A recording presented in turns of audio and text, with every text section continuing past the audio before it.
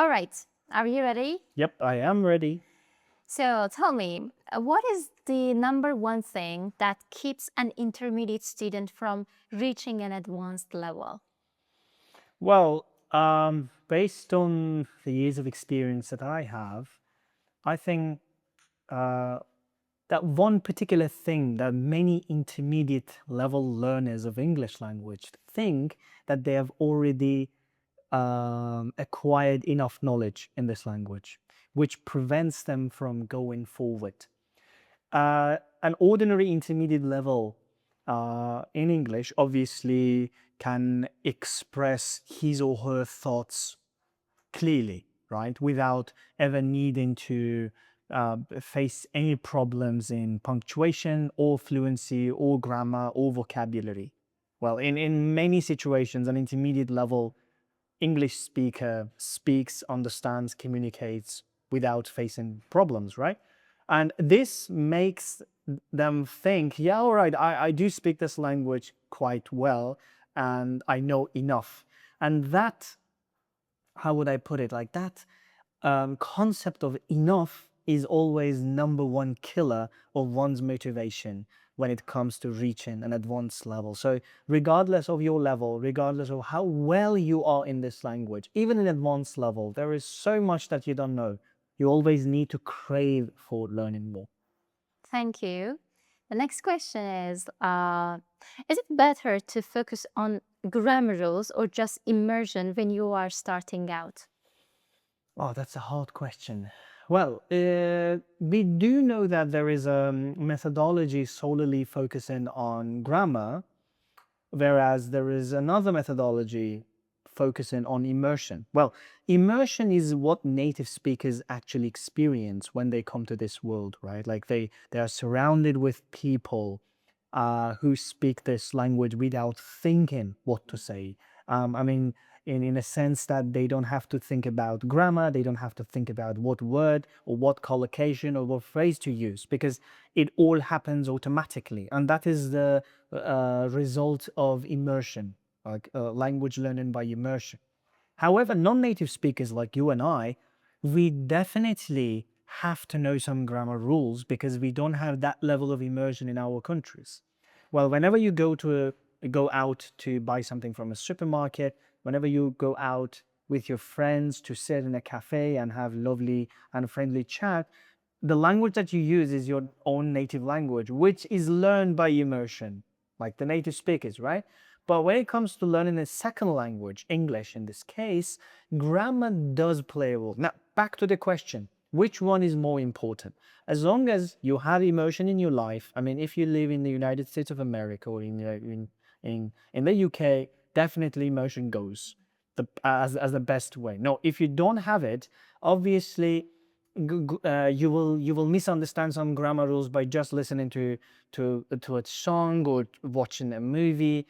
Definitely there has to be some sort of learning.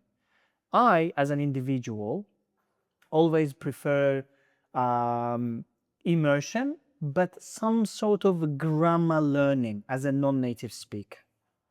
Uh, Thank you very much. That was an Okay. interesting answer.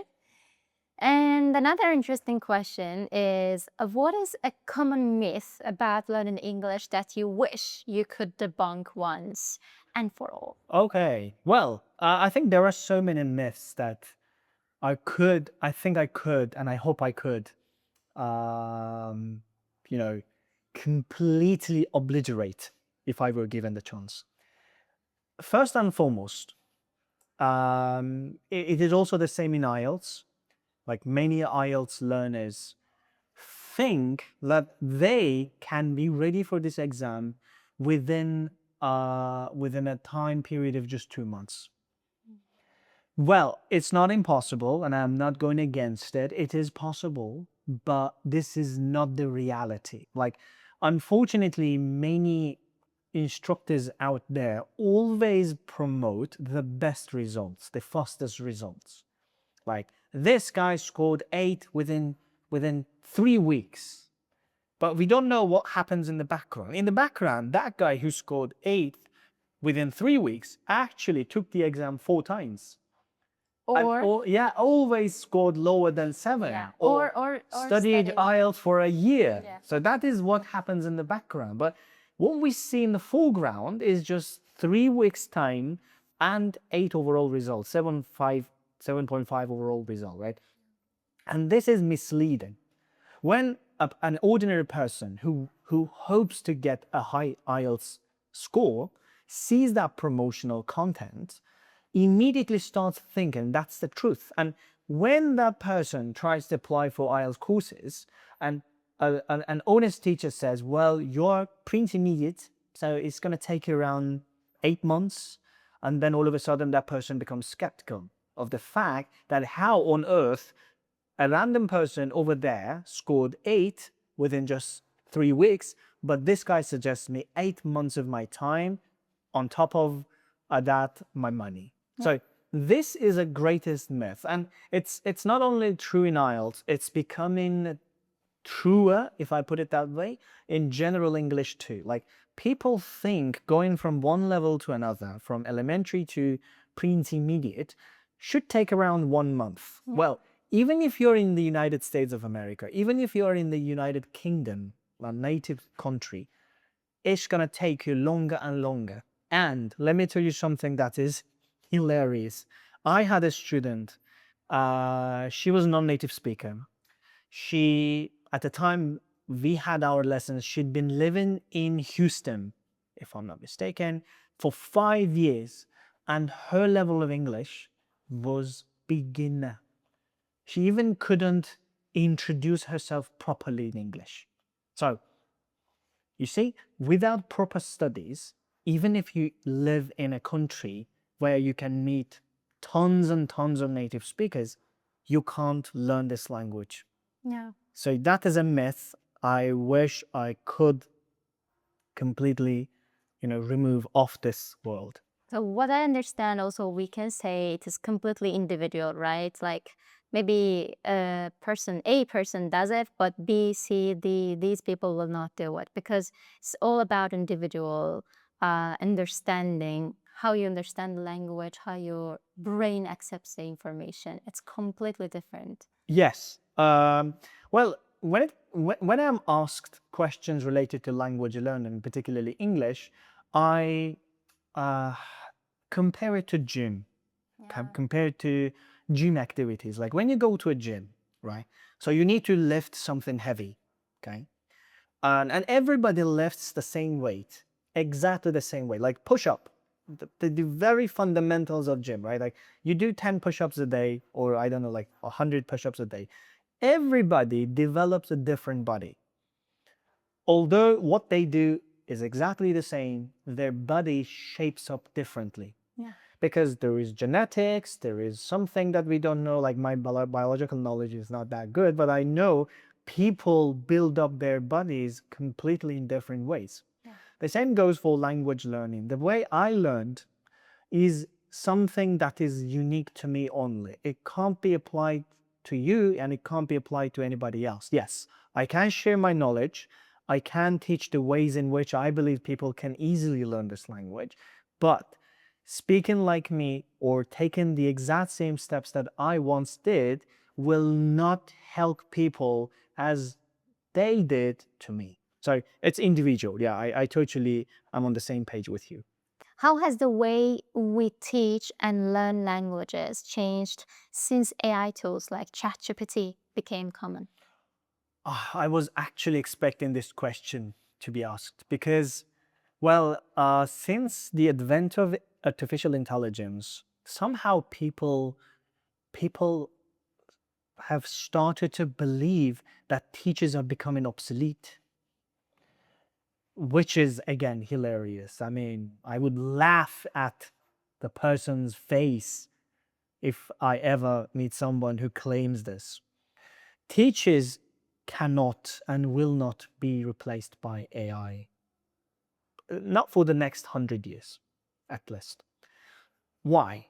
Well, I always refer to this quote by Simon Sinek. He's telling things that I think we are forgetting.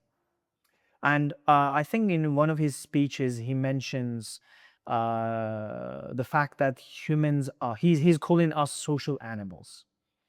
Well, at some point it may be offensive to some people, but I'm sure that he's referring us as biological beings rather than animals. By the way, I love animals, and he calls us social animals, and I totally agree with him. We are social animals. We need to be social. We need to socialize, and a language is one of the greatest means to that socializing. If we can't socialize, then the very purpose of communicating somehow disappears, right? Now, coming back to the question, I love giving explanation, a lot of explanation, because that's my job. I just explain. Um, so, um, if you learn a language with AI, there is nothing wrong with that. But what you are going to miss at the end of the day is human interaction, because what you're talking to is a machine that doesn't have feelings. And when you don't feel that communication, that interaction you're experiencing in day-to-day conversations, you will lack that emotions, the level of emotions that you should be experiencing. So I'm not against AI, but language learning needs to happen with people, not particularly with teachers. Like, you don't, I'm not implying that whatever you do, you have to do it with a teacher. No, you just need to have people to interact. Self-study. Yes, self-study. I'm a greatest supporter of self-study, because anything that happens in the world actually is done by self-study. Like, I mean, greatest thinkers of all time, greatest physicians, greatest, I don't know, scientists, they all reach the level that they are via self-study. It's the same in language learning. Like, you definitely need people to, like, do your self-study, use your AI, doesn't matter. But at the end of the day, you need people. And the reason why I don't think teachers will be replaced by AI, because many people have language barriers. Many people feel shy. Many people need somebody who is also a psychologist and a linguist and a teacher and the person who listens. And all these actually come and combine in one person that they call a teacher. I remember our teacher said when you learn a language, you should also learn body language so that you understand the person agrees with you or disagrees with you whenever you give a comment on something. So it's pretty much important to be able to interact with people with their body language as well, rather than just a local Yeah, language thing. I totally agree with that.